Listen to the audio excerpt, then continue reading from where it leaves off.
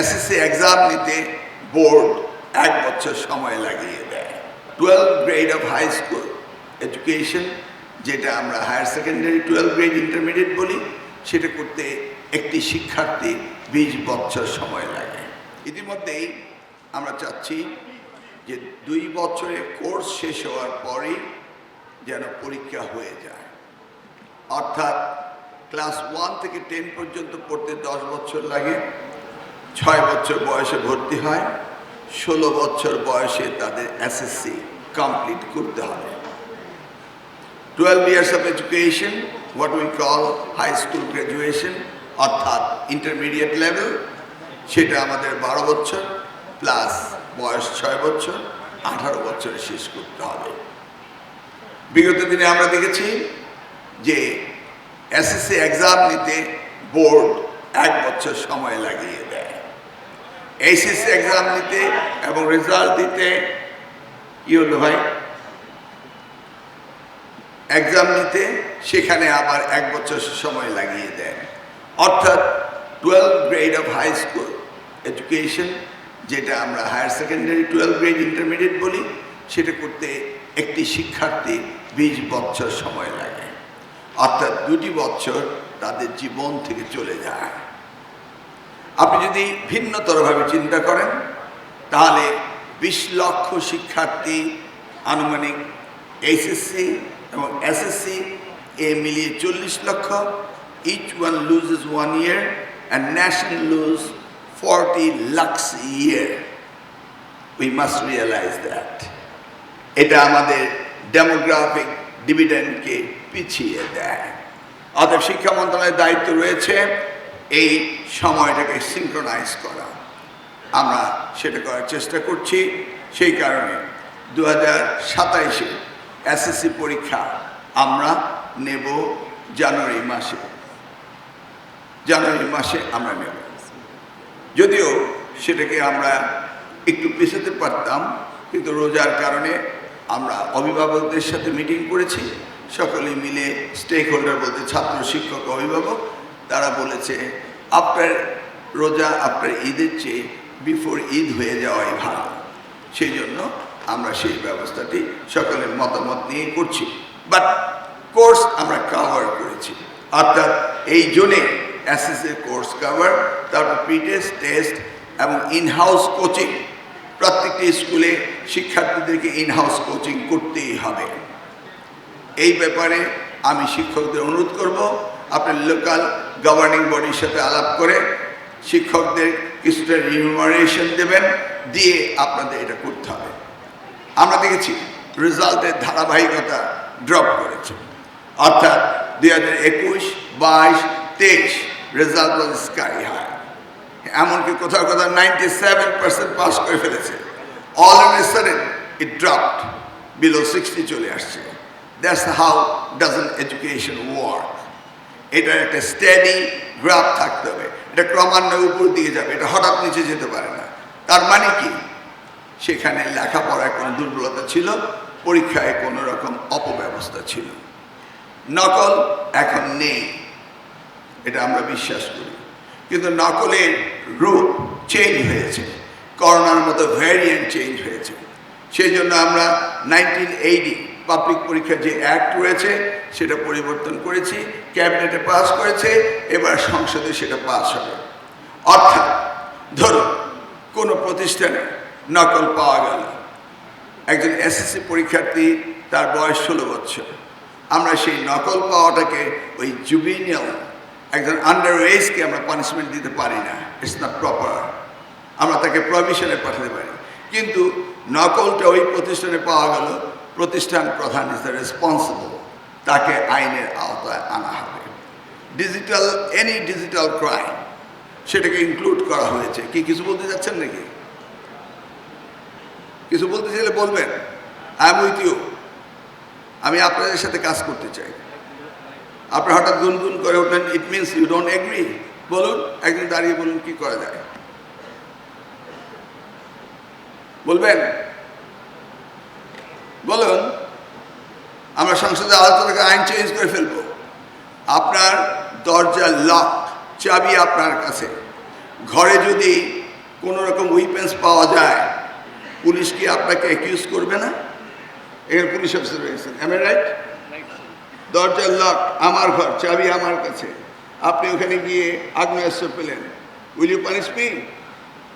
Yes or no? Absolutely. We means সকলকে দায়িত্ব নিতে হবে। যখনই একজনের দায়িত্ব আরেকজনের উপর দিয়ে দেওয়া হয় তখন এই কাজ হয় না। ক্লিয়ার? এটা হচ্ছে সিনসিয়ারিটি, অনেস্টি, ডেডিকেশন। আপনাকে বুঝতে হবে I am running this institution, it's my responsibility. এটা বুঝতে হবে। সেই জন্য আইনের গতিতে চলবে। যদি পানিশমেন্ট দিতে হয় কোনো ইনস্টিটিউশনে, যদি কোনো রকম ভিতরে আগের থেকে দপ্তরি নকল রেখে দেয়, এখন আগের আইনে সংঘবদ্ধভাবে ক্রাইম করতো, এটার কোনো রেমেডি ছিল না। বাইরে থেকে জোর করে আসা, আমাদের প্রতিষ্ঠান প্রধানকে জোর করে তাকে আটকে রেখে সেখানে কিছু করা, সেগুলিও আইনের আওতা আনা হয়েছে। মনে করবেন না যে আপনাকে ফোর্স করবে আর তিনি বাইরে চলে যাবেন, তা নয়। সাইবার আইন পরিবর্তন হচ্ছে, সাইবার অ্যাক্ট পরিবর্তন হচ্ছে, যেন এই সমস্ত সহযোগীরা পার না পেয়ে যায়। আবার দেখুন, প্রশ্নপত্র বেরিয়ে যায়। গত বছর গত পরীক্ষায় আমি প্রশ্নপত্র ব্যাপারে একদম যতটা সম্ভব আমি অ্যালার্ট ছিলাম। Still I know there is a certain leakage. এবার আমি সারা বাংলাদেশে একক প্রশ্নপত্রের ব্যবস্থা করেছি। বেশ কয়েকদিন মধ্যরাত পর্যন্ত আমি বিজি প্রেসে গিয়ে নিজে সেগুলিকে ইনভেস্টিগেশন করেছি যে কোথায় লিকেজ রয়েছে। তারপরও লিকেজ রয়েছে, এটা আমি দেখতে পাচ্ছি। সেগুলিকে কিভাবে ক্লার্ক করা যায় সেই ব্যবস্থা আমরা নিচ্ছি। তবে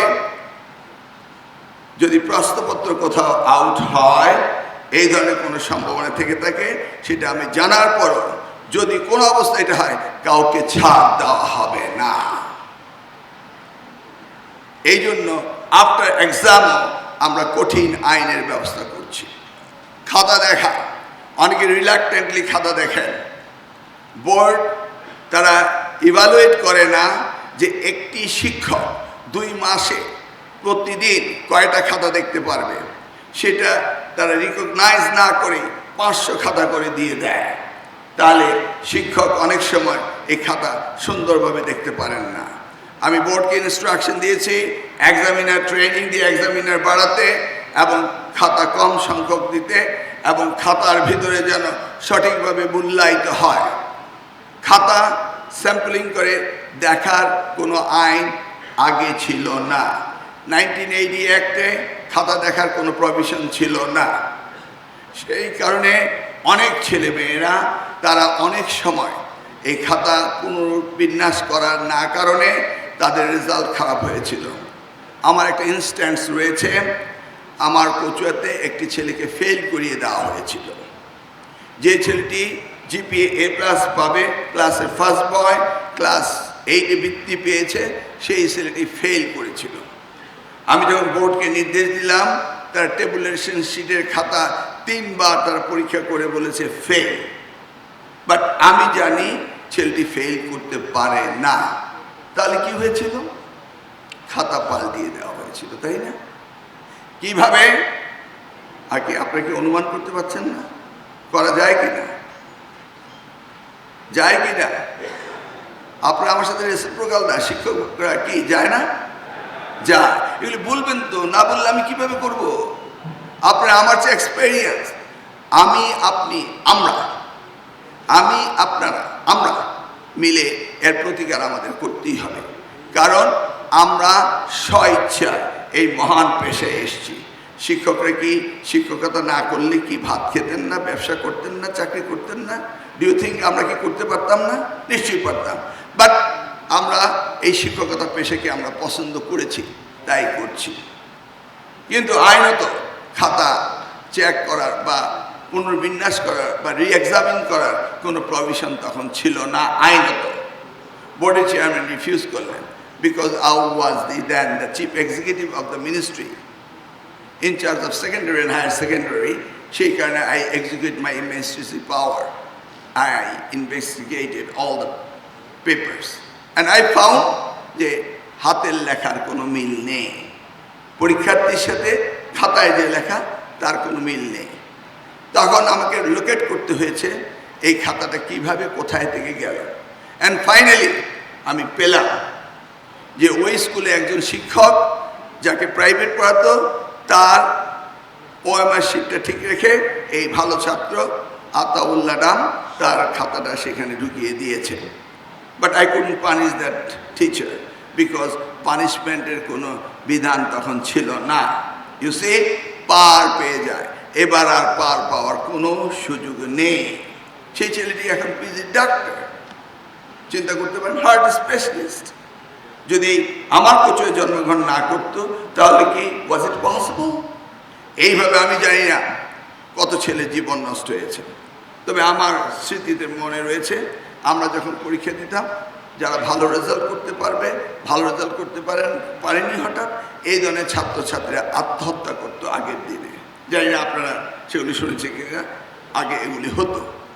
এনিওয়ে, এখন আমরা আইনের পরিবর্তন এনেছি এবং এই পরিবর্তনের কারণে আমরা খাতা দেখতে পারব। আমি র্যান্ডম স্যাম্পলিং নেব বোর্ডগুলো থেকে আইনত, এবং খাতাগুলি আমি চেক করব, দেখব এক্সামিনাররা প্রপারলি খাতা দেখছেন কিনা, প্রপারলি মার্ক দিচ্ছেন কিনা, আন্ডার মার্ক, ওভার মার্ক দিচ্ছেন কিনা, এগুলি আমরা দেখব। এবং এক্সামিনার ট্রেনিং প্রোগ্রাম বোর্ডগুলিকে বলেছি তারা যেন সঠিকভাবে করে। অর্থাৎ শিক্ষাকে সুনিয়ন্ত্রিতভাবে এবং আমরা সকলে মানবিক গুণাবলী নিয়ে আমাদের সন্তানকে ভালোবাসবো। আমরা যারা শিক্ষক রয়েছি আদর্শগতভাবে মানসিকভাবে আমরা উন্নত হব এবং আমাদের এই শিক্ষা ব্যবস্থাকে আমরা আরও সামনের দিকে এগিয়ে নিয়ে যাব। আমি এখন দেখতে চাচ্ছি আমার আজকের প্রোগ্রামে প্রাথমিক শিক্ষা অফিসার কারা কারা এসছে, একটু দাঁড়িয়ে যান। প্রাথমিক 1 2 3 4 5 6 7 8 9, আমার কয়জন অফিসার আসার কথা? ও, উপরে আছে, ভেরি গুড। আপনারা জানেন, একটু দাঁড়ান, আপনারা লোকেট করছি। আপনারা জানেন আমাদের মাননীয় প্রধানমন্ত্রী শুরু করেছেন একটি নতুন প্রজন্মকে নতুনভাবে তাদের দৈহিক মানসিক সব কিছুর জন্য ভালোভাবে হয়, সেই যাত্রা তিনি শুরু করেছেন। আপনারা জানেন প্রাথমিক স্কুলের বাচ্চাদের জুতা, মোজা, ব্যাগ, কাপড়, ড্রেস দেওয়া হবে। তিনি চাচ্ছেন আনন্দময় শিক্ষা, বাচ্চারা যেন খেলতে খেলতে শিখতে পারে। আপনারা জানেন স্মার্ট ক্লাসরুম দেওয়া হচ্ছে, শিক্ষকদেরকে সবাইকে একটি করে ট্যাবলেট দেওয়া হবে। এই যে শিক্ষার নতুনভাবে শুরু হবে, সেই জায়গায় আপনাদের অগ্রণী ভূমিকা থাকতে হবে।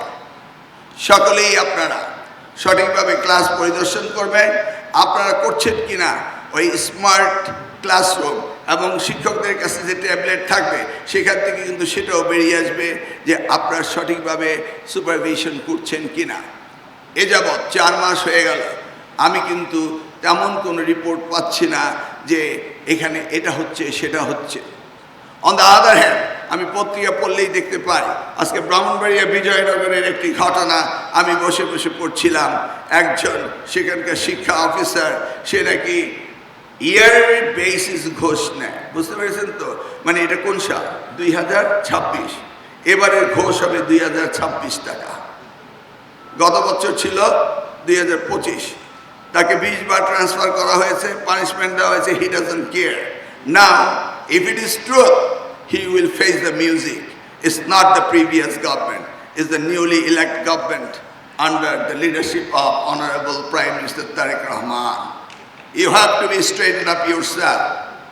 এবং সেই ব্যবস্থা আমাদের করতেই হবে। আমাদের প্রাথমিক শিক্ষায় 32,500 শিক্ষক, হেডমাস্টার, সেটা 2017 সাল থেকে আমরা নিয়োগ দিতে পারিনি। ইতিমধ্যে আরও 17,000 শিক্ষক রিটায়ারমেন্টে গিয়েছে।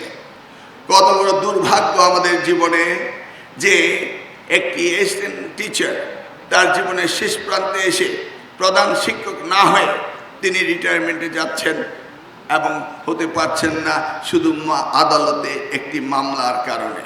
সিম্পলি মামলা হলেই আটকিয়ে যায় শিক্ষা ব্যবস্থা। কিন্তু আমি জানি এই শিক্ষা ব্যবস্থা সকলের জন্য প্রয়োজনীয়। আদালতে মাননীয় আদালত যারা বিচারক রয়েছেন তারাও শিক্ষাকে গুরুত্ব দেন, আমরা সকলেই দিই। কিন্তু আমি জানি না কোন অবহেলার কারণে, এইভাবে মামলার জটের কারণে শিক্ষক নিয়োগ দিতে পারছি না। গ্রামান্তরে গিয়ে দেখুন, একজন হাত তুলে বলুন আপনার এলাকায় কয়জন হেডমাস্টার নেই বলুন।